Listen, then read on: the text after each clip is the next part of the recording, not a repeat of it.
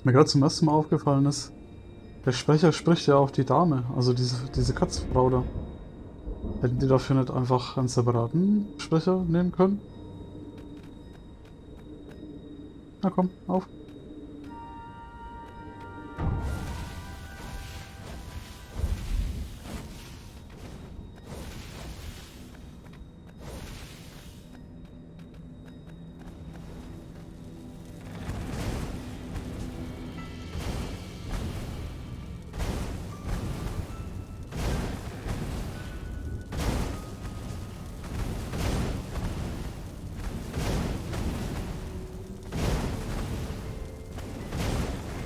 Energy spheres. Easy to dodge, but boy do they sting if you didn't pay attention.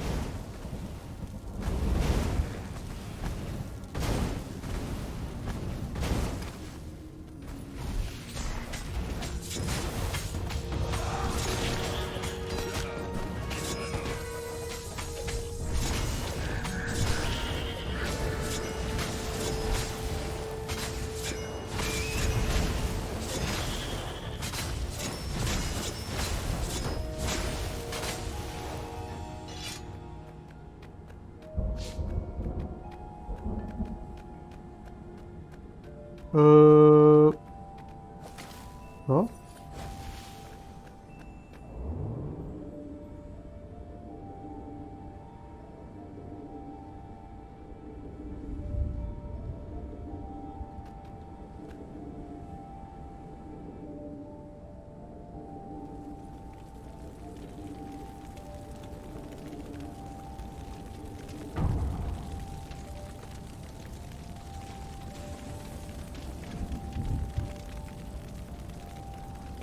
The observatory was a burning hulk.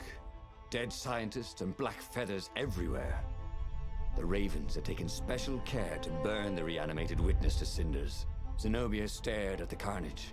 He didn't want me to hear the witness, did he? I guess not.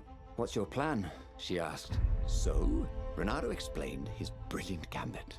Sending Lapino to get the Iblis stone, become super powerful and corrupted, provoke the Emperor into using the core against him, thus blowing up both of them, and hopefully the fleet too.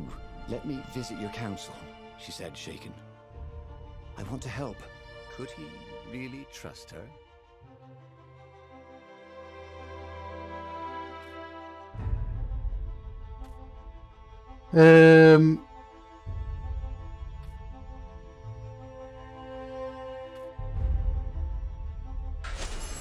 He'd done it. He'd made Zenobia see how evil her father really was. He was Marcel, das geht jetzt wieder schief, oder? urged to join in the rebellion. After all, he'd taken care of the Emperor, right? Yeah, but she'd always been conscientious like that. She told him she had to go somewhere first.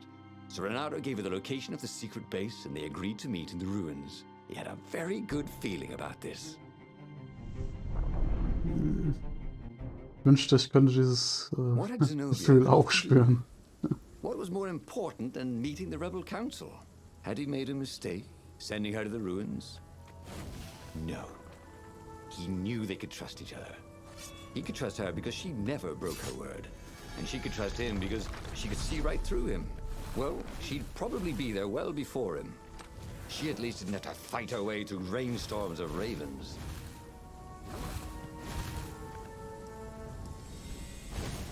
Ach komm, das geht doch schon wieder schief, oder? Also irgendwas... Oh.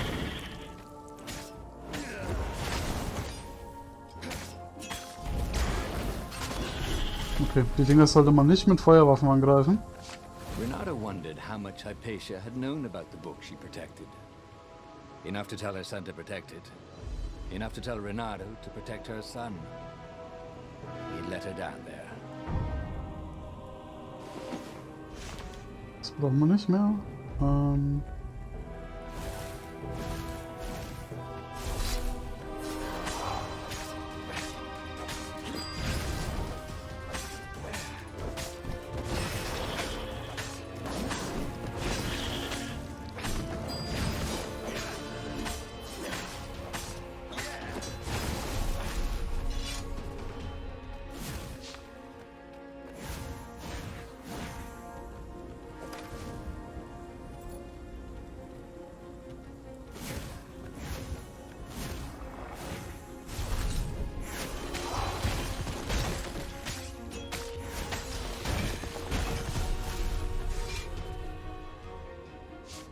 As he came around the bend, there was Lupino, unconscious on the side of the path, and Reynardo could smell a familiar, sweet, smoky scent.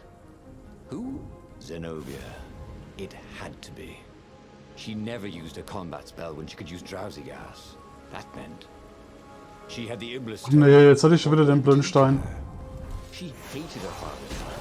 She'd kill him for sure. The council wouldn't mind if she killed the Emperor, but murdering her father would destroy her. He had to get to whatever ledge she was on and talk her down from it. Jetzt hatte ich schon wieder diesen bescheuerten Stein. Ah, Gott. Was ist nicht? Sorry, mustache, thought Reynardo.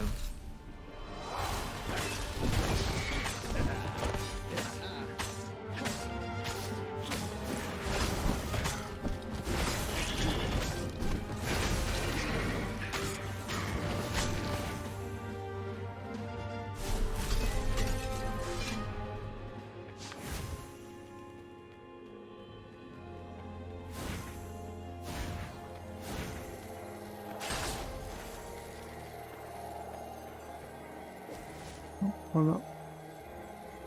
Mir ist egal hier. Die Burschen hier mache ich nicht. The long stairs. So he was close to the rebel base. Nothing was on fire. So far, so good.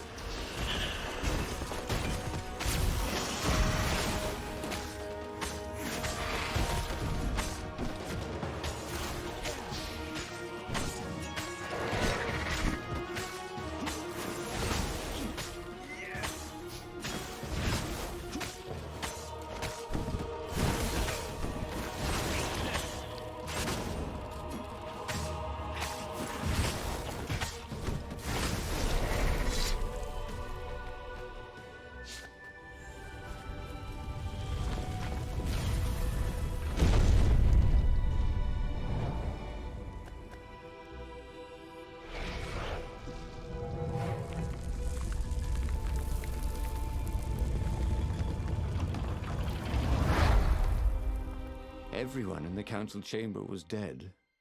Zenobia stood shivering in the courtyard, drenched in blood. Why? He managed. They started arguing with me. I lost my temper and I wanted their blood. Well, not me. The stone did. Ach, ist das eine dumme Kuh, ey. Unfassbar. Unfassbar. Stupid plan, she said. I'm going to go kill my father now. No, you can't. You'll just take his place. You'll become worse than him. Get out of my way, or I'll kill you too.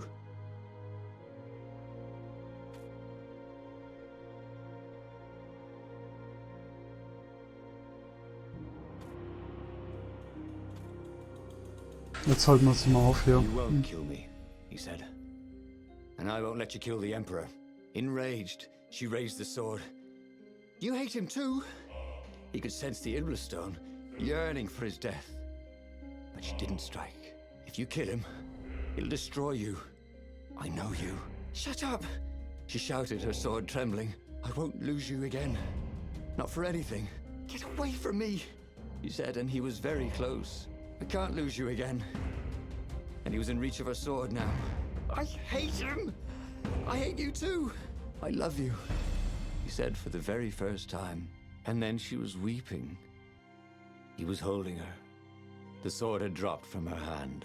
He glanced at the Iblis stone. It was no longer the black of the void. It looked like coal. No. It glowed like a cinder. It was crackling, burning, crumbling into ashes. You've always loved me, haven't you? She said. She was weak. The stone had taken so much from her. Always, he said. She staggered as he helped her up. Let me take you away. Where? The island of Avalon. The sisters will heal you. He'll follow us.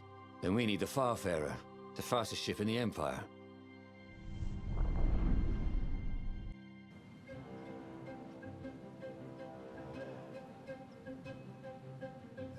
The Empire had seized his ship.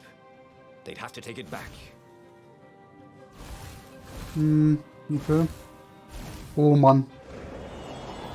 Dieses Spiel macht immer genau das Gegenteil von dem, was man erwartet.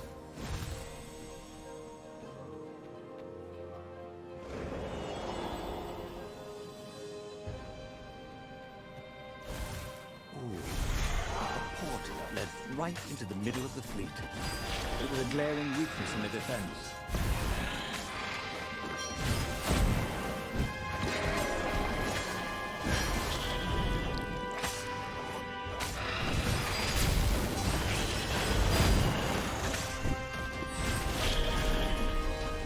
Zenobia was in no shape to fight, but he never fought so well. He wasn't fighting for money or loot or a cause. He was fighting for her, for them. His sword danced, his feet flew, and the ravens recoiled from his ferocity.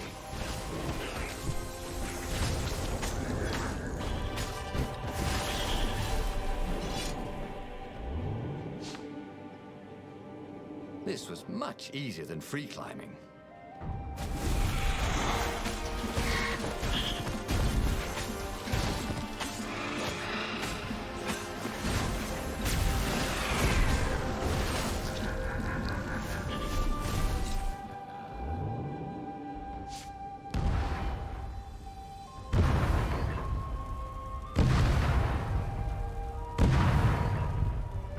And there it was, his beautiful skycraft, the Farfarer.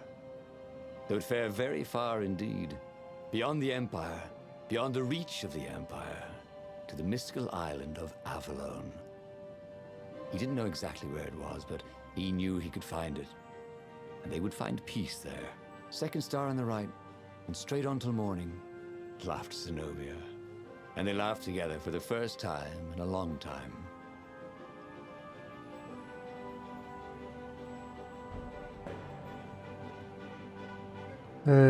Moment mal. Was passiert jetzt aus dem Imperator? Ich meine, die sind ja witzig hier.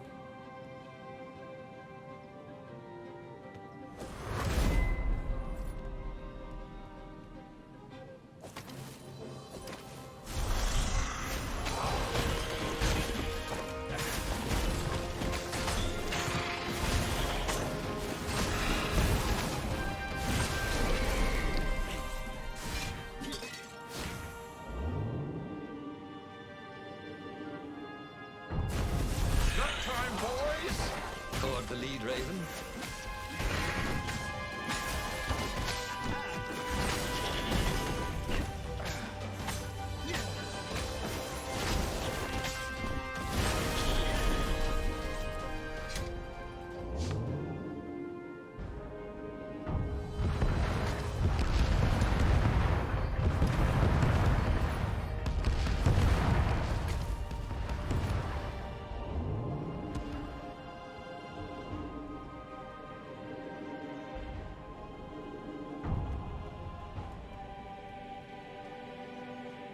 So. Jetzt sind wir wieder beim Imperator. Mal sehen, was jetzt passiert.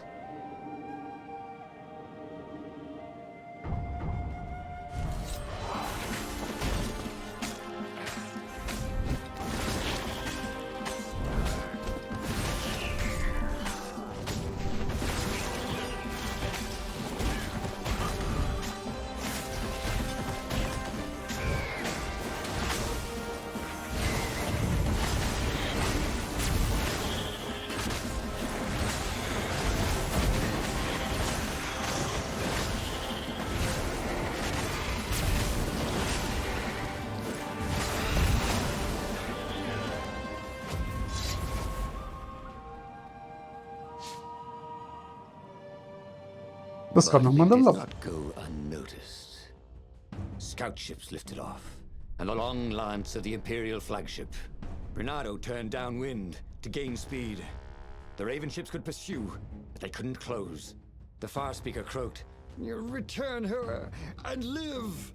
Go sacrifice yourself," yelled Reynardo. "Then you won't have her either."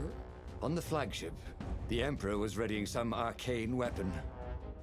It couldn't be. It was the core.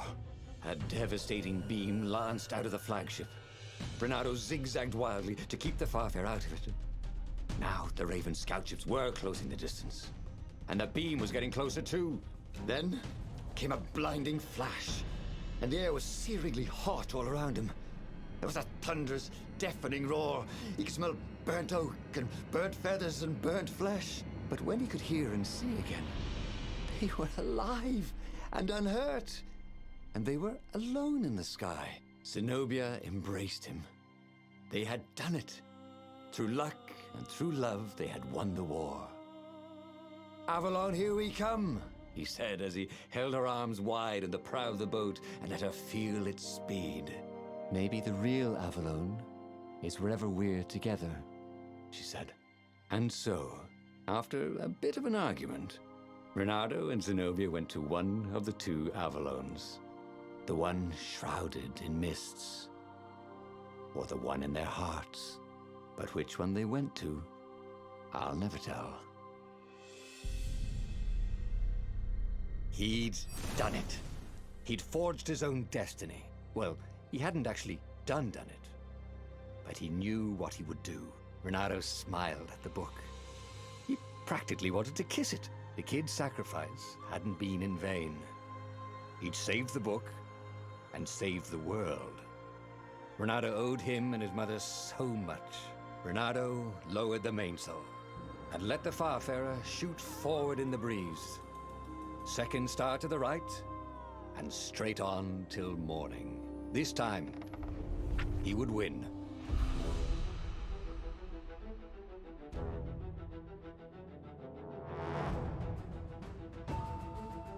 Ja, und damit wäre auch Stories The Path of Destinies geschafft.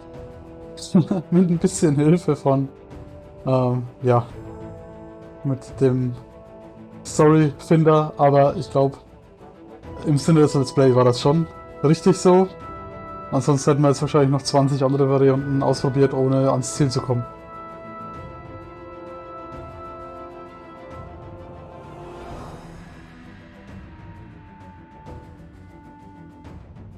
Meiner Ansicht nach ein ziemlich cooles, relativ kleines Spiel. Man hat ja doch eigentlich immer nur einen gewissen ähnlichen Loop drin, also es sind ja immer nur dieselben 4, 5, 6 Welten, die man da hat. Mit verschiedenen Story-Verknüpfungen. Aber ja, ich finde die Geschichte war eigentlich ganz cool gemacht. Dass man tatsächlich so viele Entscheidungsmöglichkeiten und verschiedene Abzweigungen hatte. Nach hinten raus ist ein bisschen die Luft ausgegangen, glaube ich. Einfach weil die Upgrade-Möglichkeiten so begrenzt waren und man dann eigentlich nicht mehr viel Sinniges zum Skillen oder zum Bauen hatte. Aber ich glaube, die restlichen Sachen sind einfach nur noch Bonus. Also jetzt im Sinne von die Story aufdecken. Das werden keine großen Offenbarungen mehr sein, die man da so findet.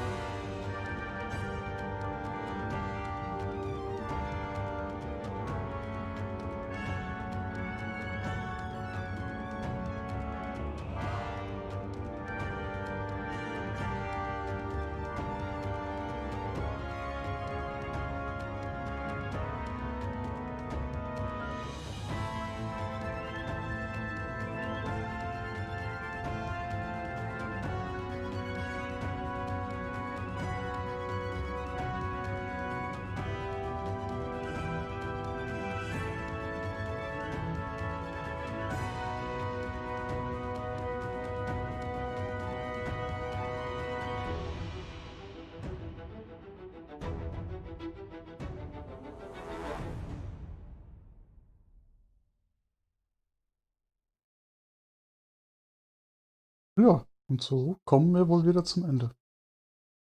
Das dürften jetzt die Credits gewesen sein.